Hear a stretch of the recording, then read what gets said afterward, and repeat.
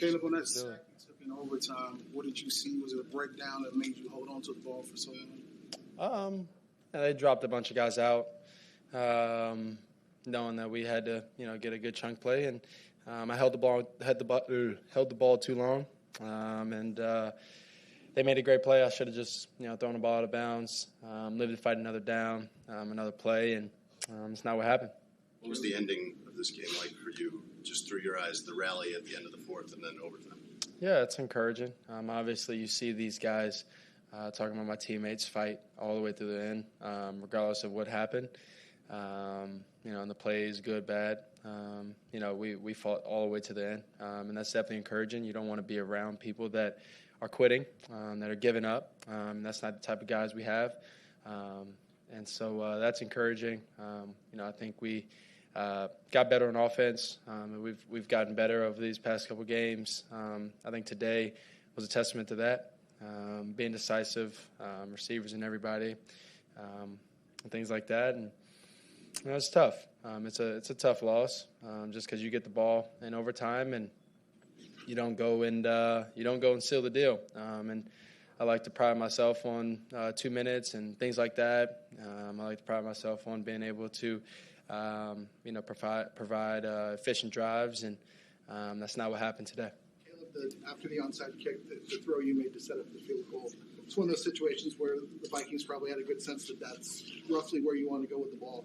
What's the key to getting it through that kind of goal? Yeah, I think it starts from all the small things. From DJ and everybody being, in the huddle, communicating well, getting out there, and then obviously, speaking on practice and things like that. We discussed many times about if this happens on this play, this is what we're going to do. This is where I like you to be, and I'll be right there with you to be able to rip it and get the ball to you. And the other guys did a great job. Obviously, everybody's a target, but the other guys, grabbed the attention and allowed that, that hole to open up. And I saw it and ripped it to DJ, made a great catch and got down. I'm sorry, after the spike, you turned to the official and seemed to be lobbying for something.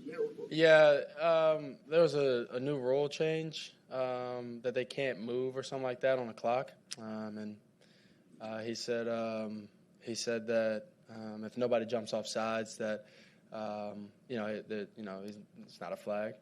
So I didn't. Yeah, but you're not supposed to be able to move in that moment of that. So I guess, which is what I was asking him, and that's what his response was to me, and just kind of walked off the field after that.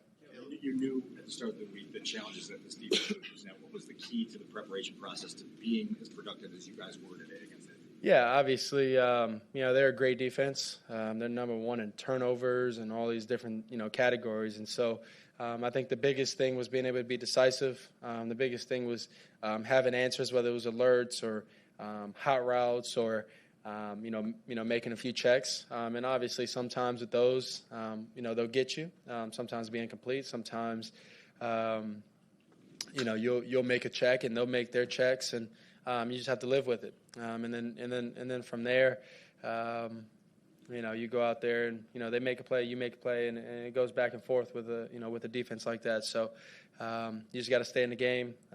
Keep your stay right there, level-headed, and from there, it's going to come down to the end of the game, which we knew it was. Caleb, in the third quarter, you guys had a 4th and 4, and there was confusion over whether you guys were going for it or not. At least maybe with some of the players, at least. I don't know about with you.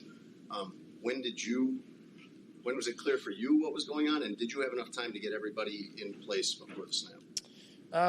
We ended up running up against the clock in that moment. In those moments, you don't really want to run up against the clock, just because you want to get set and have your play and be able to see what's going on. And I think the confusion of because Cairo and them ran on the field and all of that. So I think the confusion had the play and come in a little bit later, and we got to the huddle and trying to scramble, and I ended up mishearing what TV said, and from there it went downhill and had an incomplete pass on a play that we didn't and I didn't necessarily want to run, and we didn't. TB and the other coaches that we didn't call, and from there you gotta just you obviously aren't going to try and use another timeout because the game's going to be close at the end of the game because we already used one. So you got to get up there if you have to really fast, make a few checks, and get the ball snapped. And it still is a matchup league, and so go to your best matchup guys. And right then and there, I went to Keenan, and we just missed. You're saying you misheard the play call? Yeah. Misunderstood what he. Okay. Yeah. Caleb, looked like you and Kevin O'Connell had a moment there after the game. What was his message to you? Yeah, his message just to keep going. Hell of a player, keep going, way to fight. Sucks that, he said sucks that, got to go against him for a while, or that he has to go against me for a while. But, hell of a player. I'm excited to see me out there fighting and leading these guys. Do those things mean anything to you, those exchanges?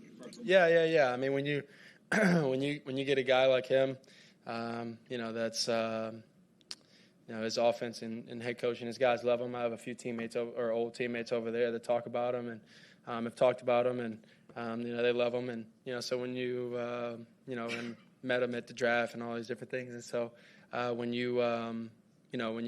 somebody comes over to you, that's having guys and having Sam Darnold even out there balling, and he's been a great coach so far, I believe, and. You believe and you hear, and those encouraging words are important. When you put the ball in the bucket on the run to DeAndre in the first quarter, what did you see there, and what did you make of kind of how open he was or wasn't? Yeah, so I actually misread how many guys were up front. I miscounted how many guys were up front, and so I didn't use DeAndre as my hot route, and then I quickly noticed that 43 was coming free, and so after that, just go make a play. I know I had two guys running down the field, clearing it out, so there wasn't going to be much of anybody else over there. Knew they ended up matching DeAndre, and DeAndre went in the flat. The backer had his eyes on me. DeAndre made a no pun intended, but a swift move upfield, and I triggered it, knowing how much space I had, and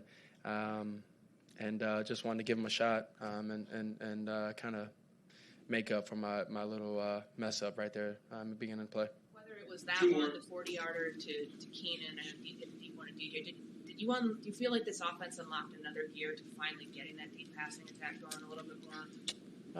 I think I'm be honest, I think it's come down to us being able to get on the same page, talk about every single route, talk about if they want to cover zero us, what are you going to do here so that when things happen, like that pass to Keenan, when he wrapped that defender, and I saw 43 out there, I knew I had to rip it, but that's something that we've talked about, and it kind of it's weird, it's always weird when those moments happen, when it's just something that you've talked about, and as soon as it happens, you have an answer.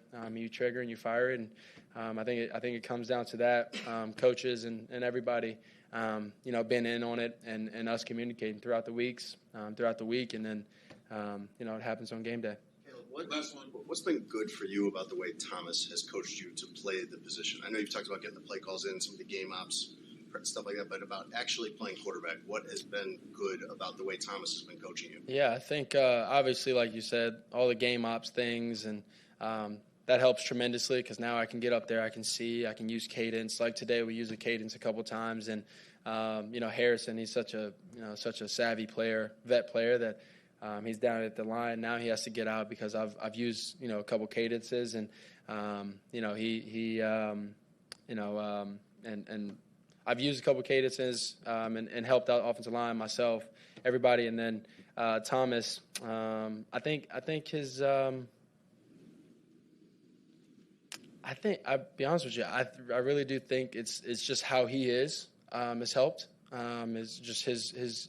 I don't want to use this word, but aura, I guess. He's just he has a certain aura to him that. He just allows you to play free. He knows what he wants, and he knows what he wants.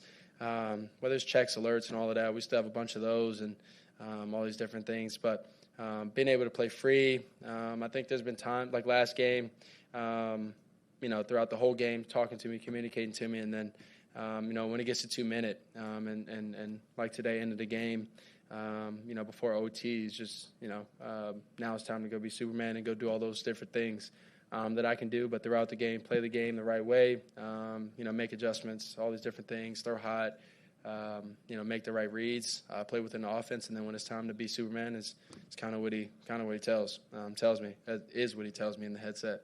Go be Superman at the end of the day, or at the end of the game. So that's kind of how it goes. Awesome. Thank you. The Bears.